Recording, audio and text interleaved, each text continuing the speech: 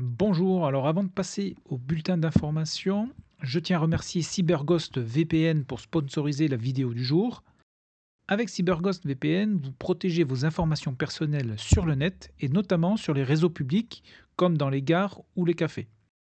En plus de cela, vous pourrez avoir accès à des contenus géobloqués dans votre pays en changeant votre géolocalisation en ligne vers un autre pays où le contenu n'est pas bloqué. Un des gros avantages, c'est qu'avec un seul des abonnements, cela vous permet de vous connecter et de protéger 7 appareils différents, que ce soit sur Mac, Windows, Android, Smart Télé ou même console. CyberGhost est recommandé par Trustpilot où il bénéficie d'excellents avis d'utilisateurs. Et tous ces avantages, avec une réduction exceptionnelle, vous sont proposés au prix de 2,03 € par mois, dont les 4 premiers sont gratuits. Rejoignez maintenant les 38 millions d'utilisateurs qui font déjà confiance à CyberGhost VPN et vous bénéficierez également de 45 jours satisfaits ou remboursés. Donc cliquez sur le lien en description et surfez sur le net en toute sécurité avec CyberGhost VPN. Retour sur la carte. Alors aujourd'hui, ce n'est pas la forme olympique. Je pense avoir attrapé la grippe, mais ça ne m'empêchera pas de faire ce bulletin d'information en Ukraine au 20 février 2026. Et sans plus attendre, on va se rendre directement sur le terrain, en commençant avec la région de Soumy et une incursion de fantassins russes dans le village de Kharkivka. Donc rappelez-vous, ce village avait déjà été attaqué par les Russes au début du mois de janvier de cette année. Ils avaient été repoussés. Et là, plusieurs éléments donc d'infanterie russe ont été filmés en train de progresser dans ce hameau en investissant ici les bâtiments présents ici. Donc je dézoome pour bien vous montrer. Donc rappelez-vous, les Russes avaient déjà pris le contrôle de Komarivka à la mi-janvier.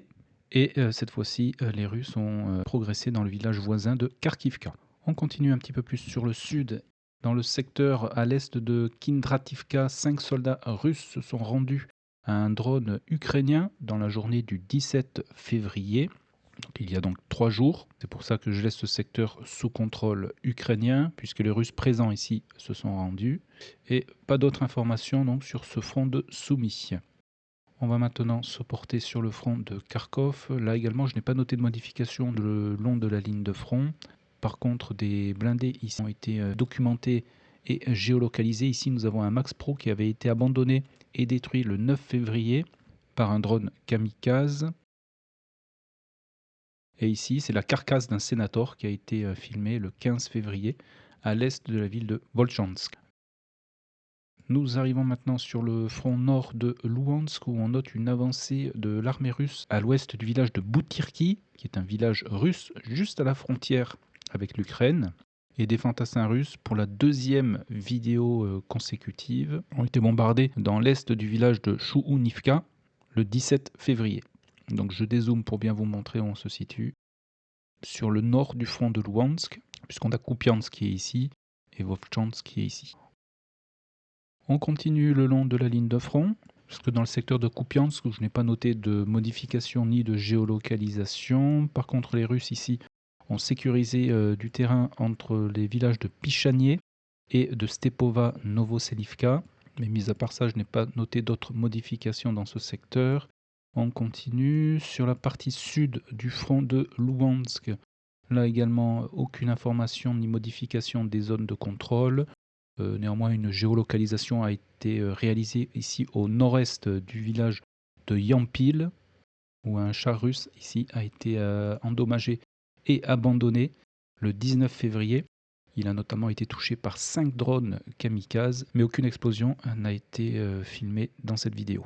Donc c'est pour ça que je l'ai endommagé et abandonné. On se déplace maintenant sur le front de Siversk, au sud de Krivaluna. C'est un Novator ici qui a été détruit par un drone kamikaze le 17 février. Les Russes sont maintenant présents dans le village de Nikiforivka, où une de leurs positions a été bombardée. Je dézoome pour bien vous montrer où on se situe. On a la ville de Siversk qui est ici, Chassifiar, et le village de Nikiforivka se trouve ici. On se dirige maintenant vers Chassifiar, rien à signaler dans ce secteur.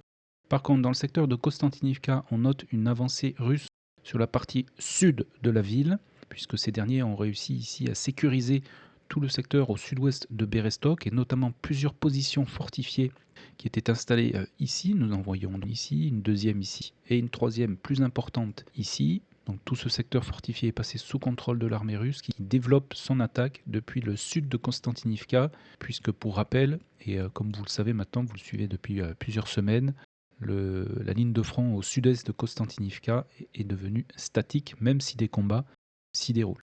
Au nord-ouest de Konstantinivka, la carcasse d'un Ancilla, qui est un véhicule blindé léger, a été filmée le 13 février, mais pas d'autres informations sur le front de Konstantinivka. Nous arrivons maintenant sur le front de Pokrovsk, légère avancée des Russes à l'ouest de Chakovier, mais aucune autre modification. Par contre, sur la partie nord-ouest de Pokrovsk, de nombreuses géolocalisations de matériel ukrainien ont été réalisées. Nous avons donc ici un Humvee, un Senator, un autre Humvee, un BTR 80, un XA 180, c'est du matériel finlandais je crois, et un Kozak. Et sur la ligne de front, on note une modification ici dans le secteur au nord-ouest de Rodinskié. Donc rappelez-vous, dans la dernière vidéo, les Russes s'étaient rendus maîtres de la ville de Rodinskié. Et maintenant, donc depuis cette ville, des fantassins russes ont été lancés donc, sur la direction du nord-ouest, où ils ont suivi donc, cette bande forestière que vous voyez ici, en direction de la ville de Svitli, puisque une de leurs positions ici a été bombardée le 17 février. Nous continuons et nous arrivons sur le front de Dnipro. Sur la partie nord, ici, rien à signaler. Léger gain de terrain au profit des Ukrainiens sur la partie sud de Sosnivka, où une position de leur armée ici a été attaquée par des drones kamikazes le 17 février, donc au sud de Sosnivka et au nord de Ternovier. Dans ce secteur ici, les Russes ont perdu un BTS-4, qui est un véhicule blindé du génie. Ce dernier a été détruit par un drone kamikaze le 13 février. Pas d'autres modifications sur cette partie du front jusqu'à la ville de Ulialpol, ou à l'est de cette même ville. Ici, c'est un grade russe qui a été détruit par un drone kamikaze ukrainien dans la journée du 15 février. Donc voilà pour cette partie donc, du front de Dnipro, où on note une légère avancée ici au sud de Sosnivka en faveur des Ukrainiens. Nous arrivons maintenant sur le front de Zaporizhia.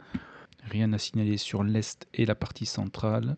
Et la partie ouest, ici, je n'ai noté aucune autre modification ni géolocalisation depuis que les Ukrainiens ont lancé une attaque en direction de Plavny, attaque qui avait eu lieu le 16 février. Donc voilà pour les informations essentielles le long de la ligne de front. Je m'excuse une nouvelle fois pour la qualité audio qui n'était pas idéale du fait de mon état. Donc je m'en excuse, mais je vais bien me reposer et reprendre des forces. Donc en résumé, peu de modifications le long de la ligne de front durant ces 3 derniers jours. La modification la plus importante est à mettre au profit des Russes, et plus précisément au sud de Konstantinivka. Et n'oubliez pas de cliquer sur le lien en description. L'application protégera vos données pendant que vous naviguez et vous donnera un accès complet à tout le contenu bloqué sur Internet pour 2,03 € par mois. 38 millions d'utilisateurs font déjà confiance à CyberGhost VPN. Donc prenez soin de vous et à très bientôt pour une nouvelle vidéo.